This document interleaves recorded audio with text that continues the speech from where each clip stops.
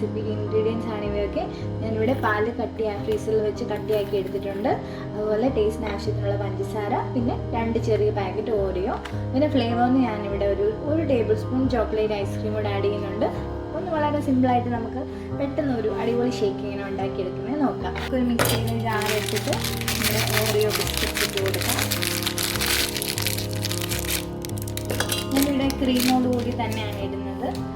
പിന്നെ നമുക്ക് പഞ്ചസാര എത്രയാണോ വേണ്ടത് ടേസ്റ്റിനനുസരിച്ച് പഞ്ചസാര എടുക്കാം. ഓൾറെഡി ബിസ്ക്കറ്റ് നല്ല മധുരമുണ്ട്, അതിനകത്ത് ക്രീമും ഉള്ളതുകൊണ്ട് ഒത്തിരി മധുരം വേണ്ട. ഞാൻ ആദ്യം ഒരു 2 ടേബിൾ സ്പൂൺ ഇടുക. ഇനി നമുക്ക് മധുരം വേണമെന്ന് തോന്നിയാൽ ലാസ്റ്റ് ചേർക്കാം. ഇതിലേക്ക് ഞാൻ എടുത്ത് വെച്ചിരിക്കുന്ന ഒരു ടേബിൾ സ്പൂൺ ചോക്ലേറ്റ് ഐസ്ക്രീം കൂടെ ആഡ് ചെയ്യാണ്.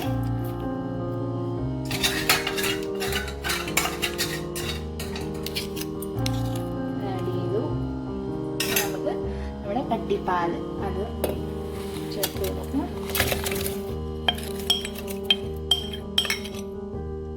സിമ്പിൾ ആൻഡ് ഈസി, കുട്ടികൾക്കൊക്കെ ഒരുപാട് ഇഷ്ടപ്പെടുന്ന ഒരു ചെറിയ ഷേക്കാണിത്. നമുക്കിനി നന്നായിട്ട് ബ്ലെൻഡ് ചെയ്ത് നന്നായിട്ട് മിക്സ് ചെയ്തെടുക്കാം. അപ്പം നമ്മുടെ നല്ല ചിൽഡായിട്ടുള്ള ഓരോ മിൽക്ക് ഷേക്ക് റെഡി ആയിട്ടുണ്ട്. ഞാനിതൊരു സെർവിങ് ഗ്ലാസ്സിലേക്ക് മാറ്റുകയാണ്. നല്ല അടിപൊളി ടേസ്റ്റാണ്, കുട്ടികൾക്കൊക്കെ ഭയങ്കരമായിട്ട് ഇഷ്ടമാവും.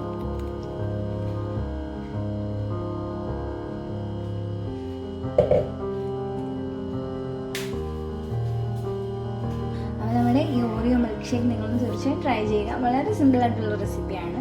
അപ്പോൾ നിങ്ങൾ ട്രൈ ചെയ്യുക. നിങ്ങളുടെ പ്രസൻറ്റേഷൻ ഇഷ്ടമാണെന്നുണ്ടെങ്കിൽ നിങ്ങൾ കമൻസ് അയക്കാൻ മറക്കരുത്. Thanks for watching Reema's kitchen.